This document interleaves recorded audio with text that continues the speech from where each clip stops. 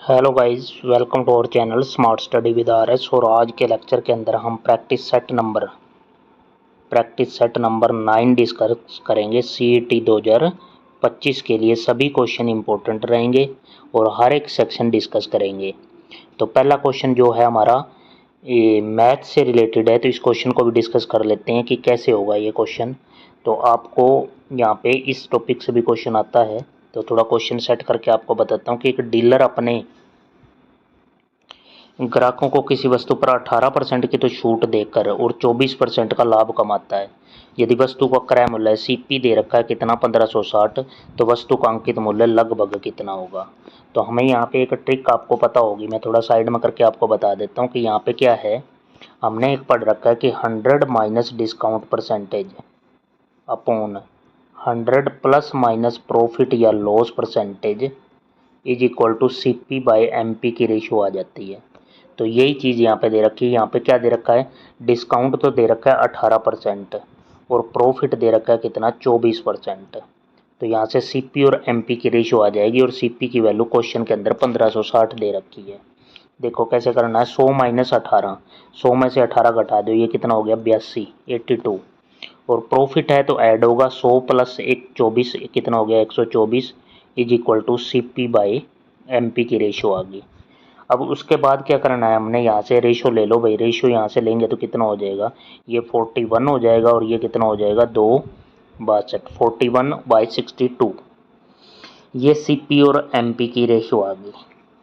अब क्या है, यहाँ से CP और उसकी क्या है, CP की वैल्यू दे रखी है 1560।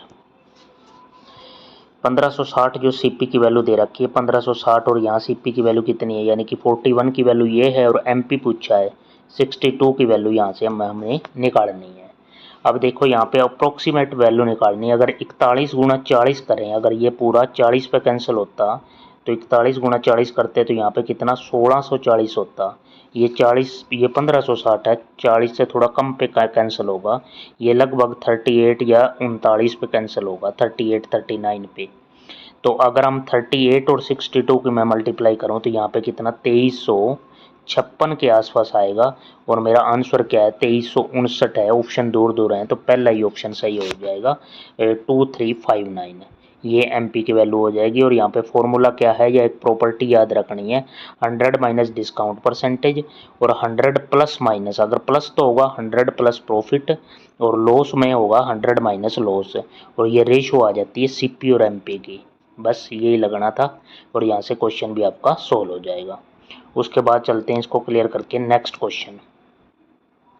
नेक्स्ट क्वेश्चन हमारा आ गया स्क्रीन पे, पर्यायवाची शब्द चुनिए। किसका पर्यायवाची बताना है हमने, धर्म का।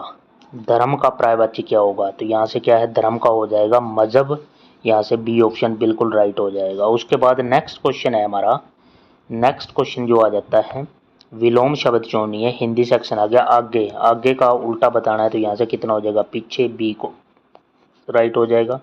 नेक्स्ट प्रैक्टिस सेट का हमारा क्वेश्चन आ गया 28।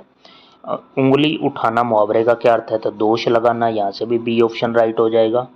और परिस्थितियाँ शब्द का एक वचन बताना है तो परिस्थिति हो जाएगा, तो यहाँ से क्या है A ऑप्शन राइट हो जाएगा, परिस्थिति 29 का A। नीति शब्द का बहुवचन है तो नीतियाँ हो जाएगा, यहाँ से D ऑप्शन राइट हो जाएगा, नीतियाँ D ऑप्शन। नेक्स्ट हमारा क्वेश्चन आ जाता है 31। यहाँ से इंग्लिश सेक्शन स्टार्ट हो गया हमारा कि सिनोनिम ऑफ गेंट, तो इसका क्या मतलब होता है, एक्सट्रीमली लार्ज बहुत बड़ा, और इसका सिनोनिम क्या हो जाएगा समानार्थी ह्यूज। ह्यूज यहाँ पे क्या हो जाएगा बहुत बड़ा, ये 31 का ए ऑप्शन हो जाएगा सिनोनिम। नेक्स्ट क्वेश्चन है एंटोनिम ऑफ कॉमेडी। कॉमेडी का उल्टा क्या हो जाएगा, कॉमेडी का उल्टा हो जाएगा ट्रेजेडी, बी ऑप्शन हो जाएगा। Identify the meaning. Next question है to die in the, to die in harness. To die in harness का मतलब हो जाता है to die while on duty. जो अब जब आदमी to die while on duty, जब ड्यूटी पे हो तो डेथ हो जाना, to die in harness. Next question की तरफ बढ़े, हमारा है incorrect phrase which is shown in the bold to underline और सेलेक्ट द। यहाँ पे नेक्स्ट स्लाइड के अंदर हमारा क्वेश्चन चला गया है, वहाँ पे देखते हैं क्या है उसके अंदर कि ये क्वेश्चन है option we discussed this topic yesterday haven't we. Haven't we में चेंज करना है, यहाँ पे क्या हो जाएगा वी डिस्कस्ड। हमें यहाँ पे वर्ड सेंटेंस देखना पड़ेगा, यहाँ पे क्या है वी टू फॉर्म लगी हुई है, ये वर्ड की वर्ब की सेकंड फॉर्म है।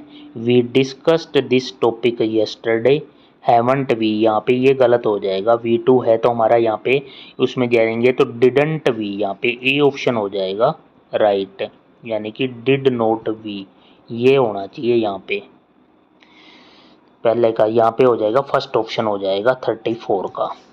नेक्स्ट क्वेश्चन हमारा है complete the sentence correct form of the given verb. Sentence को करेक्ट करना है। After dash finish the work they let the water fall on the wooden floor, तो यहाँ पे क्या आंसर सही होगा भाई, after dash finish the work, finish का बनना है, they let the water fall on the wooden floor, तो यहाँ पे क्या हो गया आफ्टर फिनिशिंग द वर्क, यहाँ पे बी ऑप्शन हो जाएगा, क्योंकि ये आगे का सेंटेंस भी क्या है सिंपल है, उस फॉर्म में है the late the water fall on the wooden floor, तो यहाँ पे फिनिशिंग हो जाएगा बी ऑप्शन राइट। पाटलिपुत्र को अब डैश के नाम से जाना जाता है, तो आज का नाम जो पाटलिपुत्र का है क्या है, आज का नाम हो जाएगा पटना।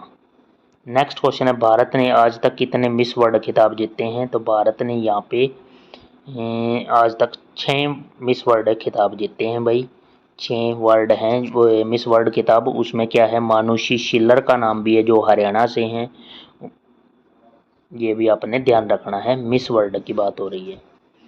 अगला क्वेश्चन है भारत से कौन सा महत्वपूर्ण अक्षांश गुजरता है, तो भारत से गुजरता है कर्क रेखा गुजरती है 23.5 डिग्री, और ये 8 राज्यों से गुजरती है कर्क रेखा, ये भी ध्यान रखना है। नेक्स्ट क्वेश्चन की तरफ बढ़े। अगला क्वेश्चन जो है कि राज्यसभा के सदस्य डैश के द्वारा चुने जाते हैं। राज्यसभा के जो सदस्य होते हैं हमारे विधानसभा के सदस्यों के द्वारा चुने जाते हैं, यहाँ पे क्या है सी ऑप्शन राइट हो जाएगा। भारत में राष्ट्रीय खेल दिवस कब मनाया जाता है, तो राष्ट्रीय खेल दिवस जो है मेजर ध्यानचंद के जन्म दिवस पर 29 अगस्त को मनाते हैं, बी ऑप्शन यहाँ से राइट हो जाएगा। पानीपत की दूसरी लड़ाई किस किस के बीच में लड़ी गई, तो पानीपत की दूसरी लड़ाई की एक तो डेट याद रखनी है, डेट है 5 नवंबर 1556, यहाँ इस डेट को ये दूसरी लड़ाई लड़ी गई, और अकबर और हेमू का वो कार्यकाल था, अकबर और हेमू के बीच में हुई थी। और इसी के साथ आपने याद रख लेना है पानीपत की तीनों लड़ाई जो हैं कि पहली क्या है 1526, दूसरी 1556 और तीसरी 1761, ये 3 लड़ाई हुई हैं, फर्स्ट सेकंड और थर्ड, ये पानीपत की तीनों लड़ाई 1526, 1556, 1761। नेक्स्ट क्वेश्चन है हमारा बिट निम्न में से किसका संक्षिप्त नेम है, मतलब बिट की यहाँ पे क्या है फुल फॉर्म पूछी गई है एक तरह, तो बाइनरी डिजिट हो जाएगा, यहाँ पे सी ऑप्शन हो जाएगा।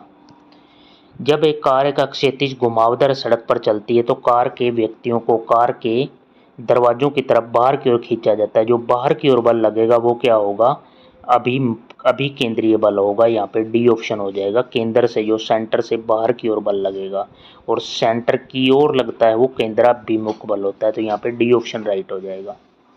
नेक्स्ट क्वेश्चन क्या है हमारा, नेक्स्ट क्वेश्चन है जब एक इलेक्ट्रॉन एक कक्षा से दूसरी कक्षा में कूदता है तो ऊर्जा क्या होती है, जब एक इलेक्ट्रॉन एक कक्षा से दूसरी तो ऊर्जा उत्सर्जित भी हो सकती है और अवशोषित भी हो सकती है, यहाँ पे सी ऑप्शन हो जाएगा राइट।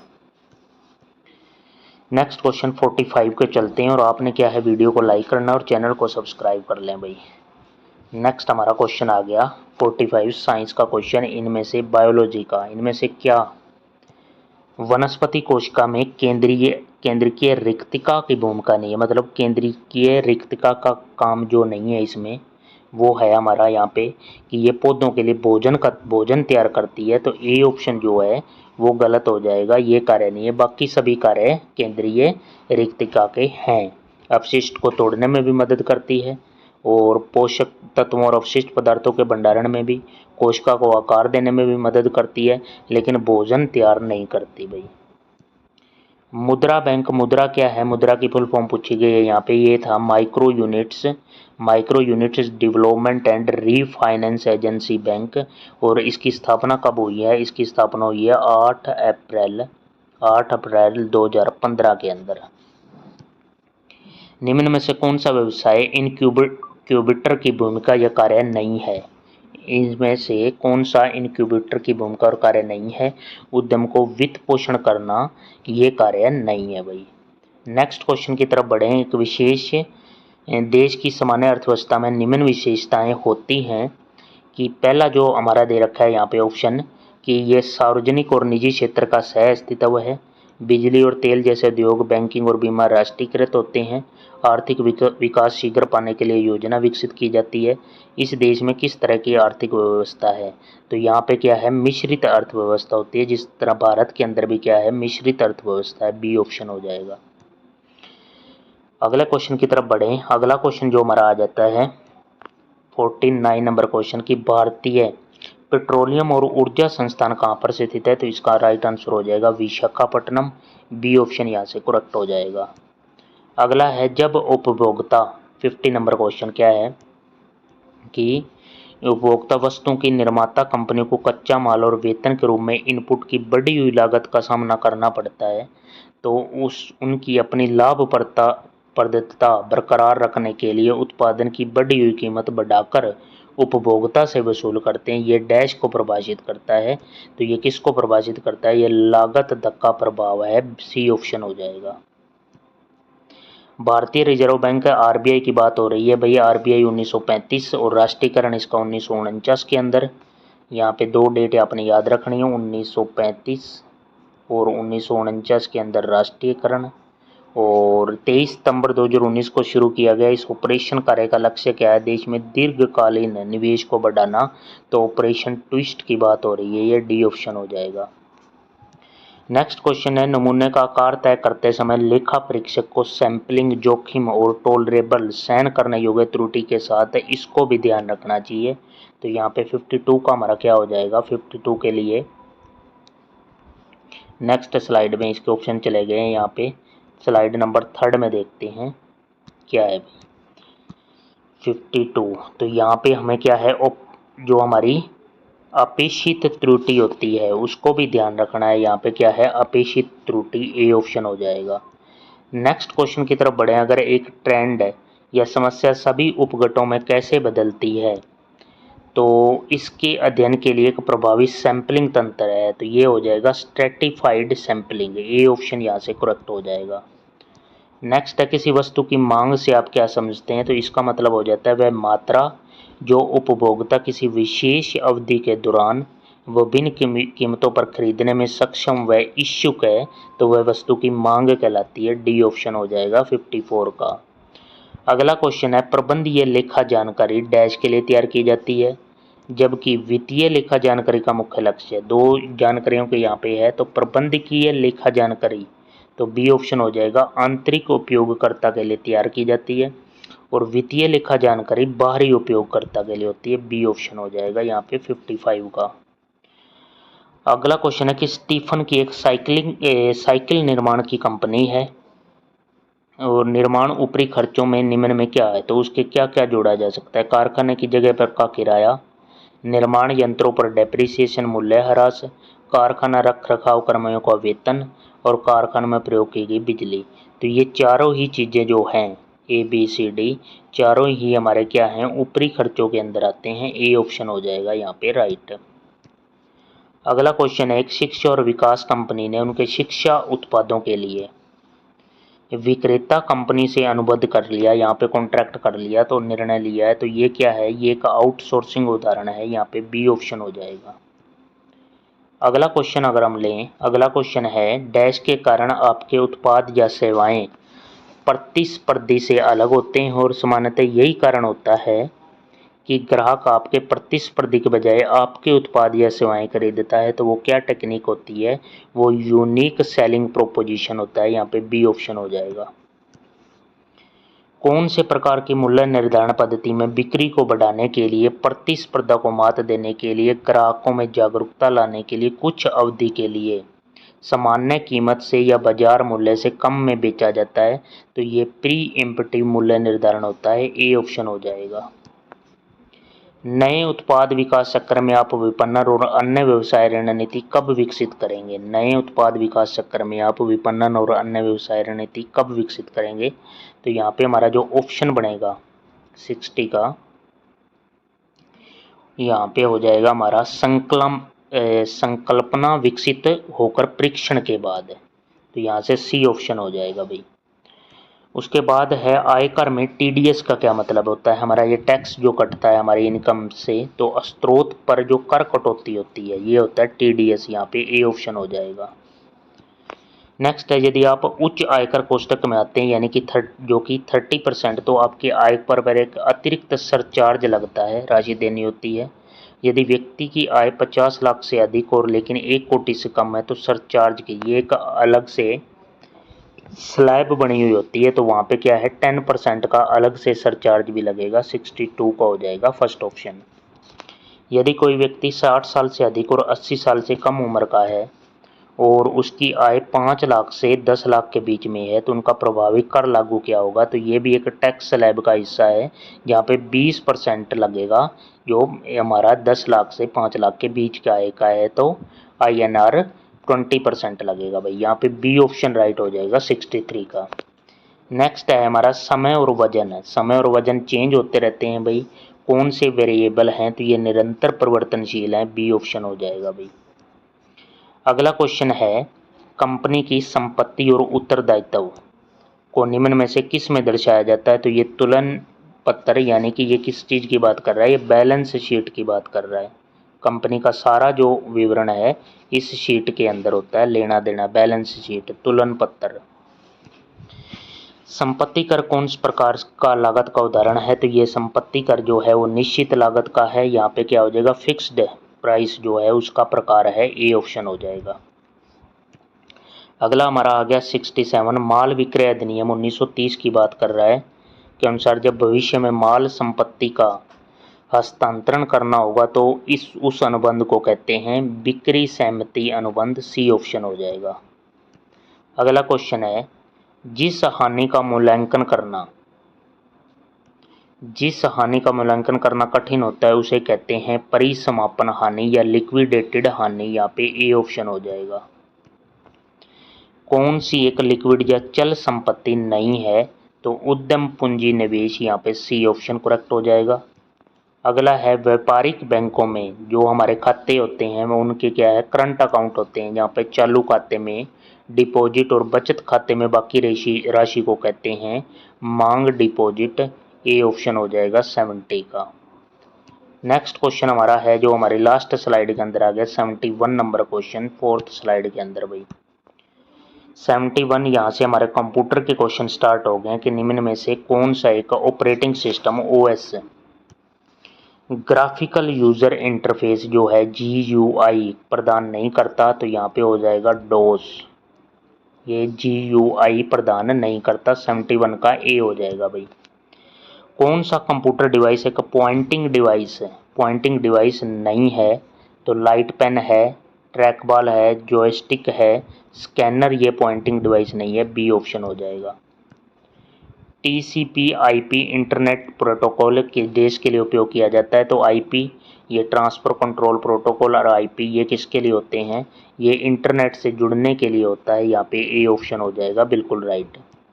अगला है, किस पीढ़ी के कंप्यूटरों में मल्टी प्रोग्रामिंग का प्रयोग किया गया है? 74 नंबर क्वेश्चन। तो जो थर्ड जनरेशन थी, थर्ड पीढ़ी, उसके अंदर मल्टी प्रोग्रामिंग यूज की गई है। कंप्यूटर में IC चिप्स किस धातु की बनी होती है? तो ये सिंपल क्वेश्चन, सिलिकॉन की बनी होती है, IC चिप्स। वर्ष 2019 में होने वाले विधानसभा चुनाव में कौन सी पार्टी हरियाणा में, 2019 की बात कर रहा है तो यहाँ पे यह क्या है, क्वेश्चन काफ़ी पुराना हो गया भाई, लेकिन उस टाइम पे बीजेपी ही बहुमत में थी और उस टाइम की सीटें या जो आपने ध्यान रखनी है तो 40 थी भाई, 40 सीटें थी। लेकिन अगर 2024 के इलेक्शन की बात करूँ यहाँ पे 2024 की, तो बीजेपी ने अपने दम पर 48 सीटें लेके आए थे, 48 सीट। नेक्स्ट क्वेश्चन है हमारे पास क्या है, पैरालंपिक रजत पदक विजेता डैश राजीव गांधी खेल रत्न पुरस्कार से सम्मानित होने वाली पहली भारतीय पैरा एथलीट हैं और ये सोनीपत की रहने वाली हैं, तो वो दीपा मलिक हो जाएगा, बी ऑप्शन। हरियाणा में मारुति के विनिर्माण संयंत्र कितने हैं? तो मारुति ने 2 कारखाने लगा रखे हैं, एक तो गुरुग्राम के अंदर और दूसरा मानेसर के अंदर। यहाँ पे हो जाएगा 2, ए ऑप्शन राइट हो जाएगा। ओलंपिक में पदक जीतने वाली भारतीय महिला पहलवान जो सबसे पहले थी भाई सब ओलंपिक में, ये 2016 के रियो डी जेनेरियो ओलंपिक के अंदर कांस्य पदक जीता था साक्षी मलिक ने, और ये रोहतक के मोखरा गांव से हैं। सी ऑप्शन हो जाएगा। राजा नाहर सिंह क्रिकेट स्टेडियम हरियाणा में, तो ये फरीदाबाद के अंदर हो जाएगा, ए ऑप्शन हो जाएगा भाई यहाँ पे राइट। अगला है पंडित लक्ष्मीचंद को हरियाणवी संगीत और रागनी सांग के लिए डैश नामक सम्मान दिया गया, तो पंडित लक्ष्मीचंद को सूर्य कवि का सम्मान दिया गया है, सूर्य कवि की उपाधि दी गई है, ए ऑप्शन हो जाएगा। अगला क्वेश्चन है हरियाणा उर्दू अकादमी की स्थापना। हरियाणा उर्दू अकादमी की स्थापना हुई है 22 दिसंबर 1985, सी ऑप्शन हो जाएगा। और गोंकेरूर डैश के द्वारा लिखा गया, तो ये श्री मधुकांत के द्वारा लिखा गया, ए ऑप्शन हो जाएगा राइट। गोंकेरूर जो है मधुकांत ने लिखा है। नेक्स्ट क्वेश्चन की तरफ बढ़े 84, और उसी बीच आपने वीडियो को लाइक करना है और जो भी आपका स्टडी ग्रुप है उसके अंदर शेयर करना है भाई। हरियाणा की राजधानी पूछी है, सिंपल क्वेश्चन, तो चंडीगढ़ हो जाएगा। हरियाणा और पंजाब दोनों की राजधानी क्या है? चंडीगढ़ है। हरियाणा राज्य में ज़िले पूछे गए हैं, तो हरियाणा के अंदर 22 ज़िले हैं भाई। उसके बाद है हरियाणा दक्षिण पश्चिम में, दक्षिण पश्चिम की बात कर रहा है इस यहाँ पे इस पॉइंट की, तो किसके साथ सीमा साझा है? तो राजस्थान है इस साइड, तो राजस्थान के साथ सीमा साझा करता है। हरियाणा का राजकीय पुष्प पूछा गया है, तो वो कमल हो जाएगा, ए ऑप्शन यहाँ से राइट। 1 दिसंबर 2019 तक हरियाणा विधानसभा की सीटों की बात कर रहा है, तो हरियाणा विधानसभा की सीटों की बात करें तो 1 दिसंबर 2019 में तो कितनी है? तो 90 ही सीट हैं भाई, अब भी 90 ही हैं 2024-25 की बात करें तो। लेकिन सबसे पहले आपने ध्यान रखना 1966 जब हरियाणा बना तो उस टाइम पे थी विधानसभा की 54 सीटें। उसके बाद नेक्स्ट अगले ही साल 1967 के अंदर यहाँ पे सीटें होगी 81, और 1977 10 साल बाद 1977 के अंदर विधानसभा की सीटें हो गई 90। तो ऐसे 54, 81, 90 ये ध्यान रखना है।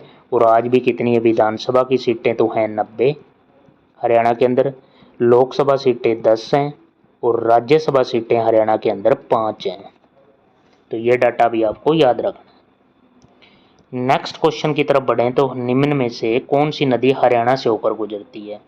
हरियाणा से जो है महानदी, नर्मदा, चंबल, तो ये इनमें से कौन सी है? मारकंडा जो है, आपने नाम भी सुना होगा, मारकंडा हरियाणा से ही गुजरती है। महानदी उड़ीसा की है, नर्मदा गुजरात राजस्थान में, चंबल भी ऊपर रह जाती है भाई। हरियाणा के किस जिले में आप खोल ई रहतान वन्य जीव अभयारण्य? खोल ई रहतान हरियाणा के अंदर जो है वो पंचकुला के अंदर है, और इसकी जो अभयारण्य की जो इसको दर्जा दिया गया था 10 दिसंबर 2004 को। हरियाणा में सबसे अधिक किस फसल की खेती? हरियाणा के अंदर गेहूं सबसे ज़्यादा होता है, ए ऑप्शन हो जाएगा। और अगला क्वेश्चन की तरफ बढ़ें तो कौन सा राजनीतिक लीडर हरियाणा से नहीं है?